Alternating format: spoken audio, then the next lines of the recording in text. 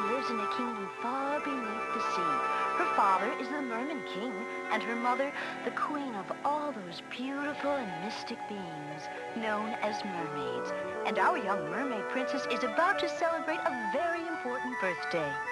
Oh, I can hardly wait. You'll most likely be disappointed. What would make you say that? She's been there. And now because you have come of age, you will have a chance to find out for yourself what it's like in the upper world. It'll be wonderful. I'll get to breathe real air and see pretty moonbeams and beautiful beaches and everything, right? Mm-hmm. And you will soon tire of it. Now then, blow on the candles and wish for a safe journey. All right.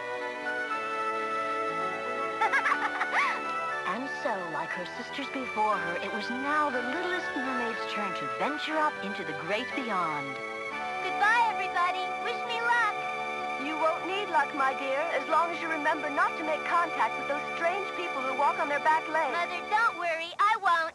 However, the queen could not help but be concerned. She knew the dangers and temptations of the upper world. All the little mermaid knew was that her heart was pounding with joy and anticipation as she raced towards the ocean's surface. Wow! The sky! It's so big and beautiful, bright.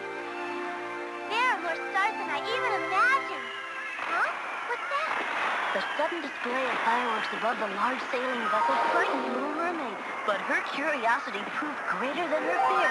She had never seen such beautiful patterns and colors.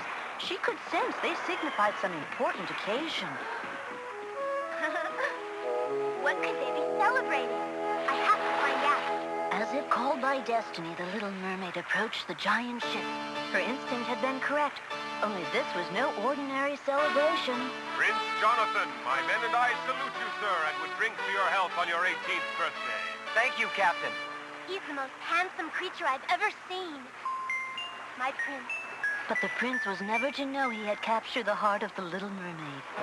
Suddenly, the sky erupted with lightning. Jonathan knew it could mean disaster, but the little mermaid was so captivated by her prince that she did not even notice it at first. And in the blink of an eye, a mighty storm was unleashed. Torrents of rain poured down, and the sea was ripped into a frenzy by violent winds, sending mountainous waves crashing towards the ship. All right, men, back down and be quick about it!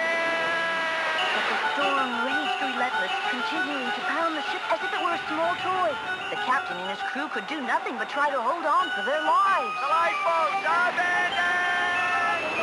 Abandon! It was too late. The huge waves covered the entire ship, forcing it and its passengers down into the ocean depths. But it was not Jonathan's fate to drown at sea, for the little mermaid had not lost sight of him. Valiantly, she pulled him to the surface and bravely faced the angry wind and rain and raging sea. On and on she swam, carrying her prince at her side, until at last she reached calm water and the safety of the shore. I may never have another chance to tell him. I love you. I won't be very long, Father. I must look for Prince Jonathan's ship. Goodbye.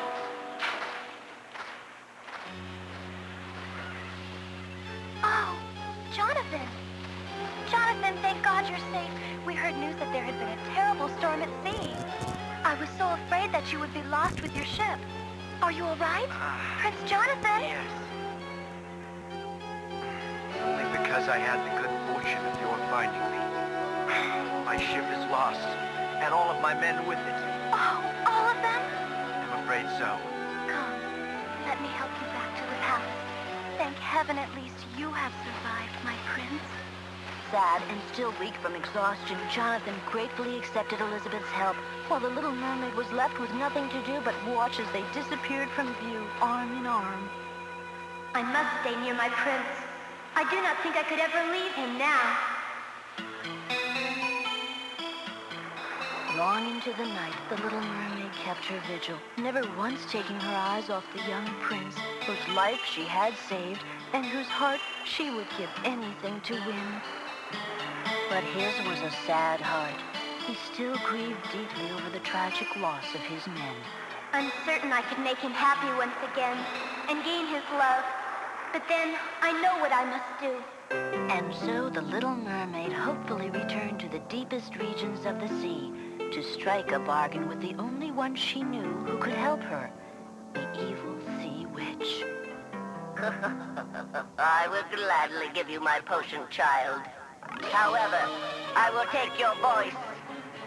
That is the price you must pay if you want to win your prince and be one of them. Yes, Sea Witch, but how will I tell my prince of my feelings for him without a voice? And will I gain a human soul? Yes, provided you can manage to gain the prince's love for you above all others, you will have the soul of a human being. But you will have to do it without a voice. Is that understood? Yes. Then take the potion and be gone. But remember, once you drink it, you will never more be able to return to the sea. If you do, you will die. Her decision made and her bargain struck, there would be no turning back for the Little Mermaid.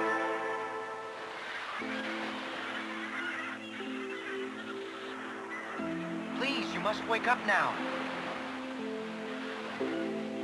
I found you there near the water's edge on the beach. Someone once saved my life in much the same manner. I'm Prince Jonathan. What's your name? Don't be afraid. You can tell me. Go on. Well, I think you should come with me to the palace. And so it seemed the Little Mermaid's dream was to come true. The prince's sister had even given her a beautiful gown to wear. And this is the grand ballroom. If you want to dance, be my guest. Dancing? I don't know if I can. She's so beautiful and so graceful. May I, miss? If you'll allow me. And the Little Mermaid's heart was filled with joy as the prince took her in his arms and they waltzed across the floor. Very good. You may not be able to speak, but you dance beautifully, my lovely and secretive young girl from the sea. I see that our guest has recovered, Jonathan. Let me introduce you. This is my wife, Elizabeth. Elizabeth was my fiancée and the one I told you about who saved my life when I was washed ashore after a terrible storm at sea. We have since married and are leaving tomorrow on a voyage to celebrate our wedding. Don't you think the young girl should sail with us, Elizabeth? Yes. I think it would do her good. Huh? Now all is truly lost, for he has chosen another, and I shall neither gain his love nor a soul. Nor could she ever again return to the sea. The Little Mermaid was truly more alone than she had ever been in her life. Speak to us, sister. The Sea Witch has returned your voice. Why have you come here? We want you to be with us where you belong, and we've made a bargain with the Sea Witch to allow you to come back. But in return, you must take the life of your prince. He's wed another girl, so he can never be yours. Please come back to us, oh please. You will never have the soul of a human, so your feelings do not matter any longer. Here. The Sea Witch has shown you her good faith by giving you back your voice. Take the dagger. Kill the prince so that you may once again become one of us. You may not have another opportunity. It's his life in return for yours. And so, with dagger in hand, the Little Mermaid slowly opened the door to the prince's quarters and approached the bed where he lay fast asleep. The moon was bright and full, lighting up the entire cabin as the Little Mermaid stood poised, the dagger held high above her head, ready to strike the deadly blow.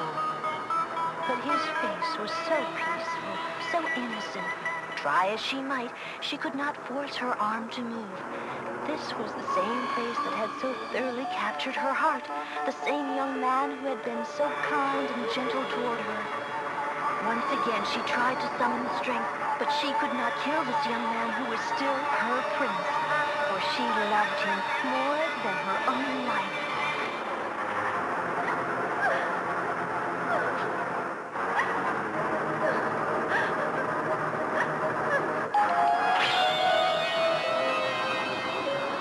And now, even in the depth of her despair, the Little Mermaid knew that she had made the right decision.